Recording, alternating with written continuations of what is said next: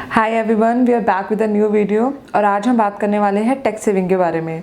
सबसे पहले तो जैसे ही इंडिया में बात आती है टैक्सेस की, तो पहला क्वेश्चन ये आता है कि हाउ टू सेव टैक्स को बचाया कैसे जाए। तो एक बहुत ही ईजी तरीका है, लीगल भी है प्रोफेशनल्स के लिए, कि वो अपना टैक्स 50% से भी ज़्यादा बचा सकते हैं। जैसे कि आपने बैनर पे देखा कि 15 लाख तक की इनकम पे प्रोफेशनल्स को कोई टैक्स नहीं देना, और ये बिल्कुल एक्चुअल बात है, लीगली ये पॉसिबल है। आज मैं इस वीडियो के थ्रू बताऊँगी कैसे। तो चलिए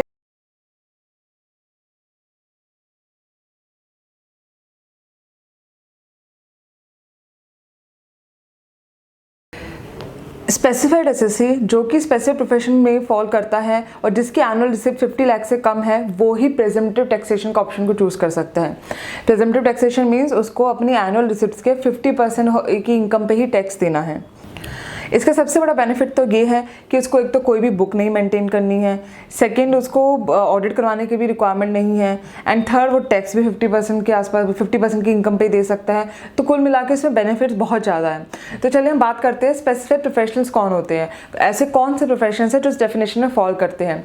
सबसे पहले तो है अकाउंटेंसी के लोग, second legal, third medical, fourth engineers, fifth technical consultancy, sixth architecture professional, seventh interior decorators, and the specified professionals like film artist, authorised representatives, CS and IT professionals. So ये सारे स्पेसिफाइड प्रोफेशनल की category में fall करते हैं और ये लोग प्रेजेंटेटिव taxation का बेनिफिट ले सकते हैं। अब हम बात करते हैं कि कौन कौन लोग हैं जो इसका 44 ADA, इसके सेक्शन को बोला जाता है 44 ADA, इसका बेनिफिट ले सकते हैं। सबसे पहले resident SSC, second specified professionals, जो मैंने आपको पहले बताया कि कौन कौन से प्रोफेशनल्स है। थर्ड कंडीशन होनी चाहिए कि उनकी ग्रॉस रिसिप्ट 50 लाख से कम हो पूरे साल में। अगर 50 लाख से ज़्यादा है एक साल के अंदर तो वो इस सेक्शन का बेनिफिट नहीं ले सकते हैं।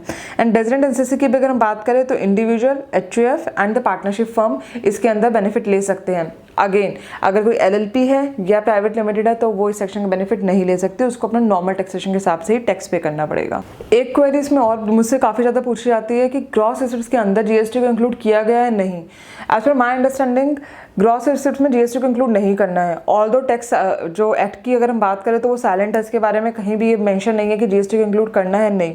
But as per my understanding अगर किसी की gross receipt let's say 50 lakh है विदाउट GST, तो वो 50 लाख की लिमिट को क्रॉस नहीं कर रहा है और वो सेक्शन 44 ADA चूज कर सकता है as per my understanding.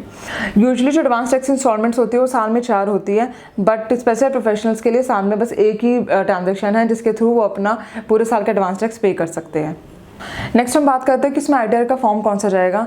Usually ITR 4 file होती है, बट अगर किसी SSA की कोई और सोर्स से भी इनकम है, फॉर एग्जांपल से कैपिटल गेन भी हो रहा है, तो उस केस में ITR 3 जाएंगे।